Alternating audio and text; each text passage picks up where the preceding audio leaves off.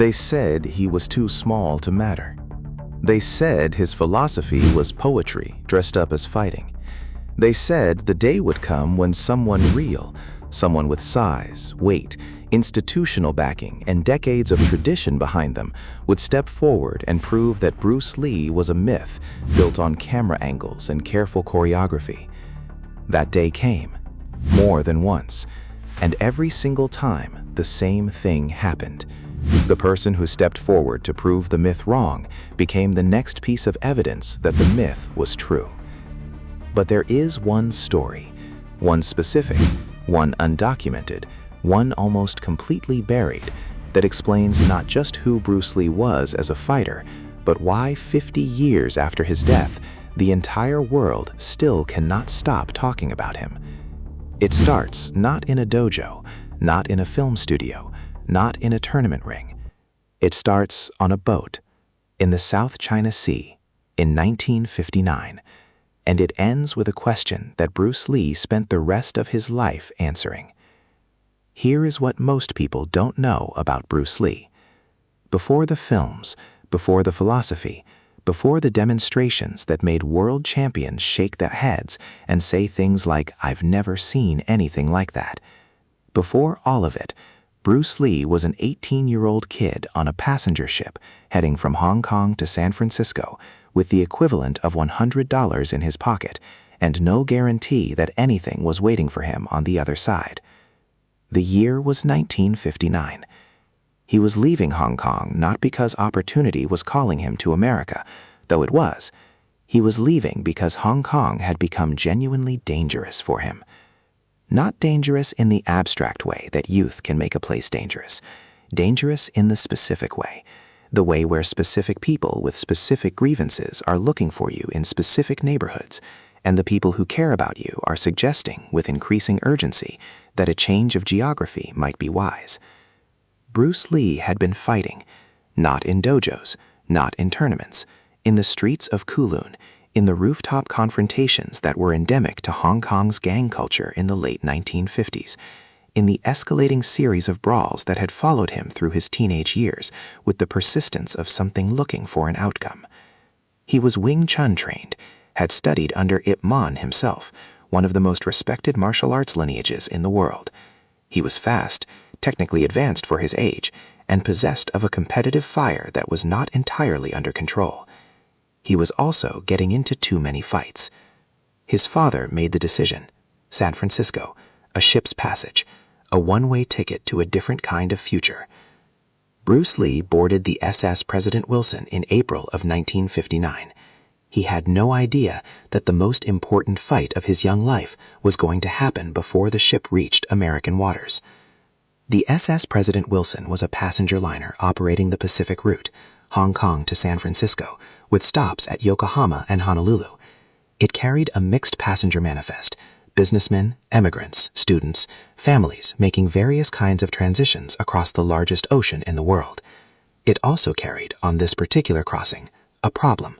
The problem had a name and a reputation, though the name has never been confirmed in any written record, and the reputation existed entirely within the closed world of the ship's social hierarchy for the duration of the crossing. What is known, passed down through people who were on that ship and talked about it in the years afterward, is this. There was a man, large, ethnically ambiguous in the way of someone whose background crossed several cultures. He'd been traveling the Pacific route for years, not as an employee of the line, but as the kind of passenger who becomes a fixture through the sheer accumulation of presence. Someone who knew the crew by name, who had his preferred spots on the deck, who understood the informal social architecture of extended ocean travel better than anyone else on board.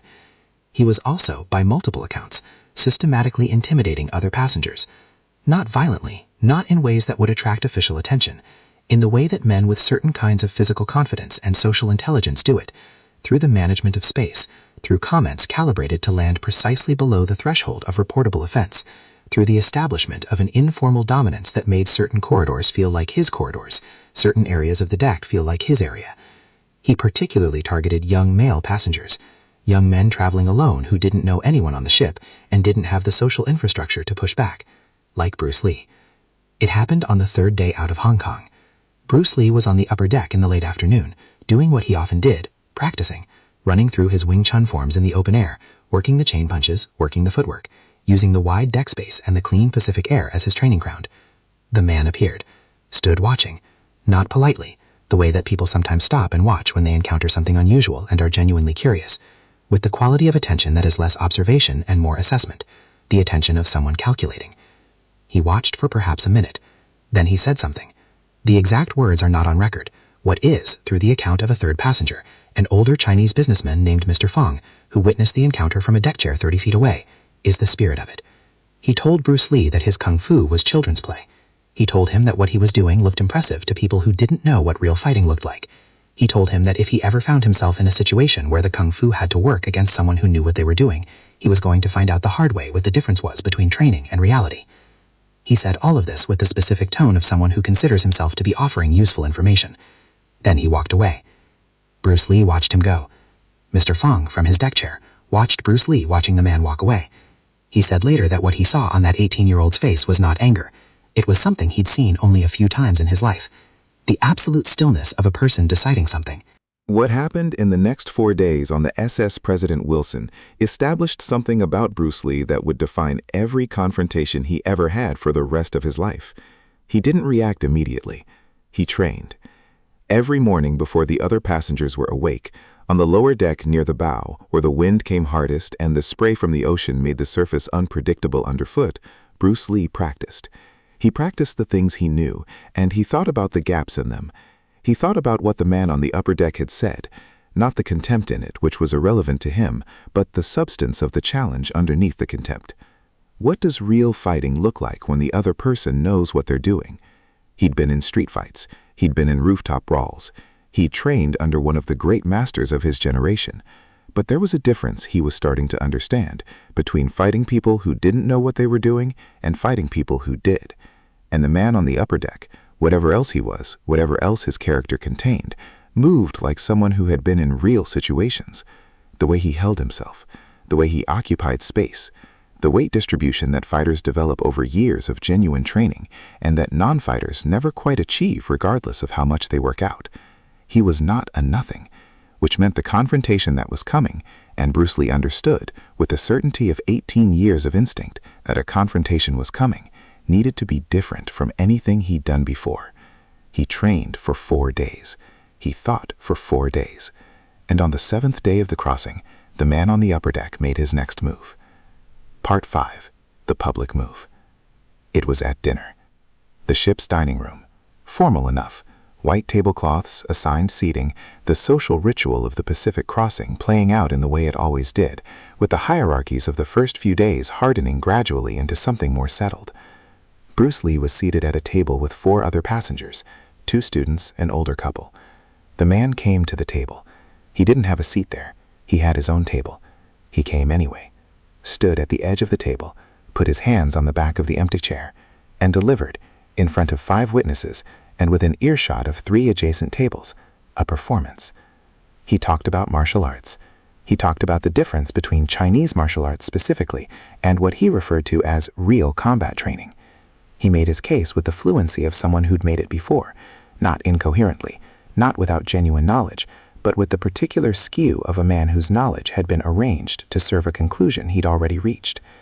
His conclusion, that what Bruce Lee had been practicing on the deck was performance, tradition, culture, not combat. He did not look at Bruce Lee while he said most of this.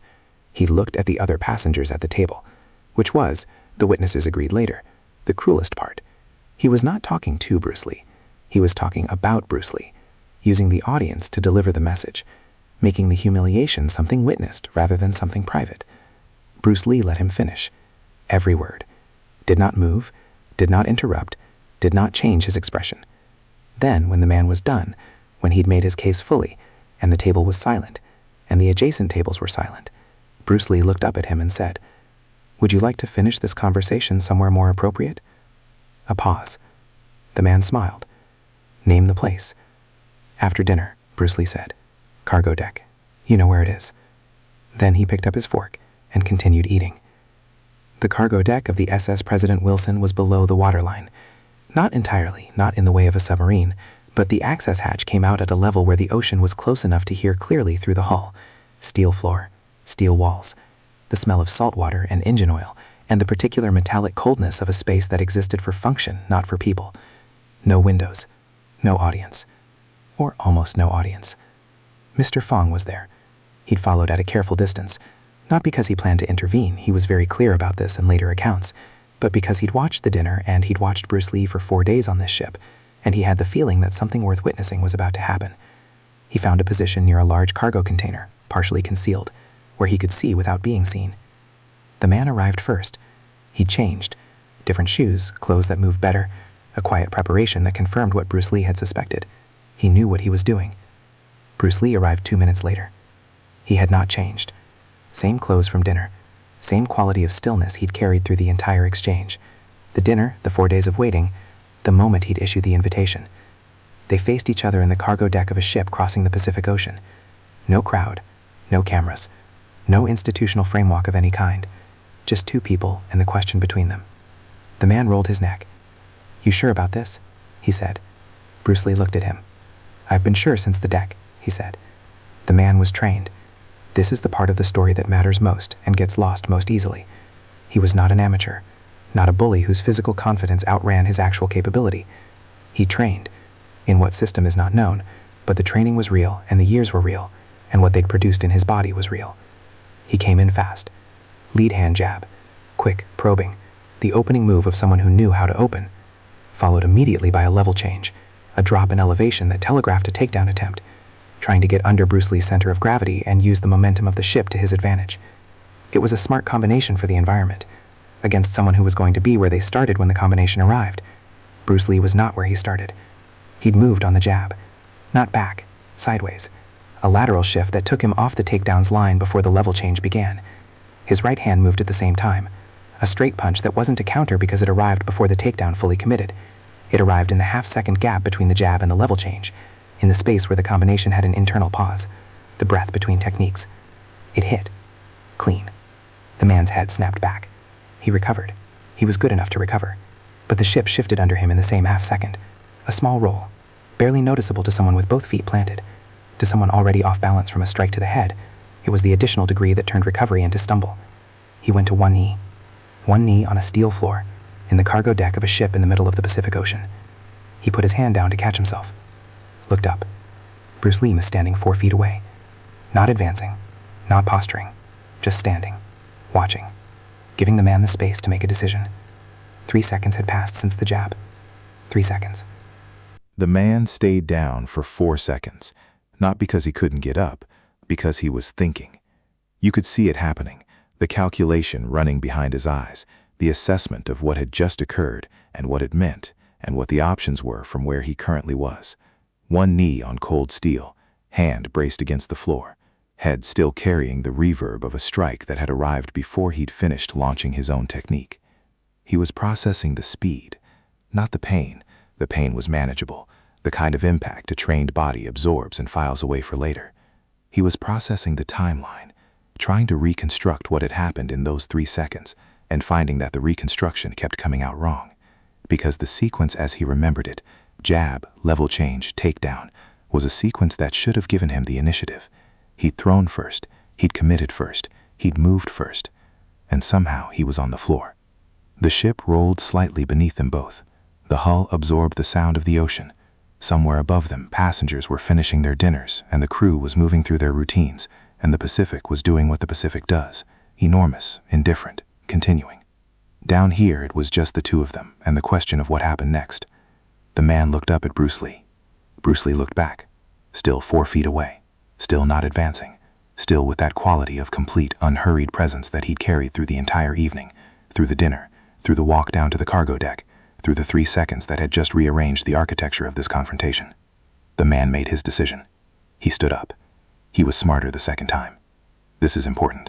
This is the detail that mattered most to Bruce Lee when he thought about it afterward, and he thought about it because he thought about every physical exchange with the same analytical attention he gave to everything else, looking for what worked and what didn't, and what the difference was. The man didn't repeat the combination. He changed. He slowed down. He became more patient. The patience of someone who has realized that speed alone isn't the answer to this particular problem and is recalibrating towards something more deliberate. He circled. He feinted. He tried to create the conditions for a technique rather than launching the technique and hoping the conditions appeared. It was the right adjustment. It bought him almost 6 seconds before Bruce Lee moved again. 6 seconds of genuine tension. The ship, the steel floor. 2 trained people circling in a space with no room for error, both of them fully awake to what they were doing. Then Bruce Lee moved. Not in response to anything the man did. From stillness. From the fluid, constant motion of readiness that looked like patience but was something more active than patience.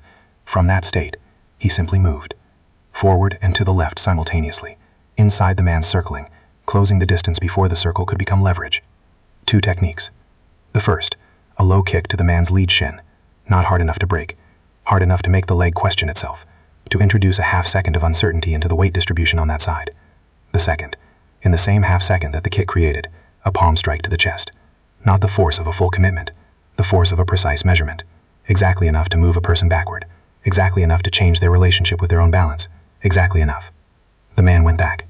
2 steps. 3. His back found the cargo container. He stopped there, hand behind him against the steel, chest absorbing the impact of the palm strike. Eyes on Bruce Lee, who had again stopped. 4 feet of distance. Same expression. Waiting. How? The man said. Just that word. Not a full sentence. The beginning of a question that his vocabulary couldn't finish, because he didn't yet have the framework to ask it completely. Bruce Lee looked at him for a moment. How what? He said. How do you know? The man said. He stopped. Started again. You moved before I moved. Both times. That's not reaction. That's something else. The ship shifted beneath them. A longer roll this time. The Pacific asserting itself, and both men absorbed it without looking down. The automatic balance adjustment of people whose bodies have learned to handle unstable ground. Bruce Lee was quiet for a moment, not deciding whether to answer, deciding how. You telegraph, he said finally. Before your body moves, your weight moves. Before your weight moves, your eyes move. Before your eyes move, your breath changes. He paused. I'm not watching what you do. I'm watching what you're about to do. The man absorbed this. Everyone telegraphs, he said. Everyone, Bruce Lee said. Until they don't. You telegraph less than most. But you still do. Another pause. Can it be fixed? Bruce Lee almost smiled. The same almost smile that people who knew him described, not quite arriving, present at the edges of his expression without completing itself. That's the wrong question, he said. The goal isn't to stop telegraphing. The goal is to be present enough to read the person who's reading you. To be ahead of their reading. The man looked at him. That's what you do. That's what I'm trying to do, Bruce Lee said. The distinction landed. The man pushed off the cargo container, straightened, looked at Bruce Lee with an expression that had no precedent in any of the expressions he'd worn during the crossing. Not the contempt from the deck, not the calculation from the dining room, not the combat focus from the first exchange. Something cleaner than all of those. My name is Raphael, he said. I know, Bruce Lee said. He'd learned it from a crew member 2 days earlier. Raphael looked at him for a long moment. Then he extended his hand. Mr. Fong, from his position behind the cargo container, had watched everything. He was 63 years old. He had spent his career in international trade, which meant he had spent his career reading people, their motives, their reliability, the gap between what they presented and what they were. He was not easily impressed by human behavior. He had seen enough of it to have lost the capacity for easy surprise. He was surprised. Not by the fighting, though the fighting had been extraordinary, and he knew enough about martial arts to understand that what he'd watched Bruce Lee do was not ordinary, was not the product of ordinary training, was not something you saw in demonstration halls or tournament rings. Not by the fight. By what came after. By the handshake. By the conversation that had preceded it, which he'd been close enough to hear. By the specific thing Bruce Lee had said. Not the technical explanation of telegraphing, though that had been striking in its clarity. By the last thing. By the distinction between that's what you do, and that's what I'm trying to do. Mr. Fong had been in enough rooms with enough confident people to know that confident people do not say, I'm trying to do. Confident people say, that's what I do. Confidence is the state of having arrived. It announces itself as completion. What Bruce Lee had said was something different. He had described his own ability. The ability that had just put a larger, experienced, trained opponent on his knee on a steel floor in 3 seconds, as an ongoing process, as something he was working toward, rather than something he had achieved. Mr. Fong filed this away. He watched the 2 men shake hands, watched them stand in the car the whole once their 10 minutes talking, genuinely talking. The combat completely dissolved. 2 people who had just shared something real using it as the basis for an actual conversation. Then he quietly made his way back to the upper decks. He thought about what he'd seen for the rest of the crossing. He thought about it, by his own account, for the rest of his life. The ship docked at Honolulu 4 days later, then continued to San Francisco. Bruce Lee spent those 4 days doing what he'd done before the confrontation, training, thinking, watching the ocean from the lower deck in the early mornings when the light came flat and cold across the water, and the ship was quiet enough to think in, but thinking about different things. The confrontation with Raphael had given him something he hadn't expected. Not confidence, he'd had confidence before the ship. Not validation. The opinion of any individual opponent was not the metric he used for self-assessment. It had given him a question. The question Raphael had asked, "How do you know before I move?" was a question Bruce Lee had never articulated to himself so directly. He'd been doing the thing. He hadn't yet examined the thing. Those 4 days on the Pacific, he examined it. He went back through the exchange with the precision of a man reviewing film that only existed in his memory. The jab, the level change, the moment he'd moved. Why that moment? What had he seen? What information had arrived in his nervous system that had translated into movement before he'd consciously processed it? He couldn't fully answer the question. That was the discovery. He could do the thing more reliably than he could explain the thing, which meant the thing was happening somewhere below the level of conscious technique, somewhere in the space between perception and movement where the body processes faster than the mind can narrate. He started writing. In the small notebook he'd brought from Hong Kong, with the Hong Kong ballpoint pen that was running low on ink, he began writing down what he was trying to understand about himself. Not the techniques, the state of attention that allowed the techniques to work. Those notes, incomplete, tentative, full of questions that wouldn't be answered for years, were the earliest surviving evidence of what would eventually become Jeet Kune Do. The art that changed everything started as a question asked on a cargo deck at night, and a kid with a notebook trying to answer it. The SS President Wilson docked in San Francisco on a gray April morning in 1959. Bruce Lee walked off the ship with his $100 and his notebook, and 18 years of training, and the question that the Pacific crossing had given him. He knew almost nobody in San Francisco. He found work teaching dance, cha-cha specifically, which he'd become skilled at in Hong Kong, and which turned out to be immediately employable in ways that Wing Chun was not. He taught classes, he saved money, he enrolled in school. And every morning before the city was awake, he trained, but differently than before. Not just working the techniques, working the state, trying to understand what he'd done on the cargo deck well enough to do it on purpose, not just when the pressure of a real confrontation activated it, but as a permanent mode of being, a permanent quality of attention. He began reaching out to other martial artists in the Bay Area, testing ideas, getting into exchanges, controlled ones, the kind where both parties understood they were exploring rather than competing, finding out which of his ideas held up against resistance and which ones were based on assumptions that real opponents didn't share. He was systematic about it. He was 18 years old and he was building something systematic. Within a year, people in San Francisco's martial arts community were talking about him, not as a fighter. The word of specific encounter circulated in the way such things always circulate, as a thinker, as someone who asked questions that other people in the martial arts world had been trained not to ask. Why does this technique require the opponent to cooperate? What happens to this form when the ground is wrong? Which parts of the system come from combat discovery and which parts come from institutional tradition? He was polite about it, he always had been, but the questions were the questions, and the questions were dismantling things that certain people considered sacred. He was building, he didn't stop. Here's the thread that runs from that cargo deck in 1959 to everything that came after. Every confrontation Bruce Lee ever had, the famous ones, the private ones, the ones in dojos and film studios and private homes and hotel meeting rooms, every single one of them contained the same element, not the speed, not the technique, the question. The question Raphael had forced into articulation on the Pacific. What is the state of attention that allows movement to precede conscious processing? What is the quality of presence that reads a body before the body is moved? Bruce Lee spent his entire adult life answering that question. Every teacher he sought out, every exchange he had, every notebook he filled, every training session he ran, every student he took on, all of it was aimed at the same target, the state, the quality of attention that made technique automatic and presence total, and the gap between perception and response disappear. Jeet Kune Do was not a style. Everyone who has studied it seriously has said this in various ways, because Bruce Lee said it himself repeatedly and precisely. It was a method for cultivating a state, the state where you are so fully present to what is actually happening, not what you expected to happen, not what your training prepared you to handle, not the imaginary opponent from your forms, that your body responds to reality directly, without the delay that conscious processing inserts. He called it, in one of his most quoted lines, the art of fighting without fighting. People have interpreted that phrase in various ways over the decades, as philosophy, as metaphor, as something mystical. It was none of those things. It was a technical description of something precise. The art of fighting without fighting means the art of being so present that the fight resolves before it becomes a fight, that your reading of what is about to happen is accurate enough and early enough that you can move before the technique arrives, position before the position is needed, respond to the intention rather than the action. He learned the seed of that on a ship. He spent his life growing it.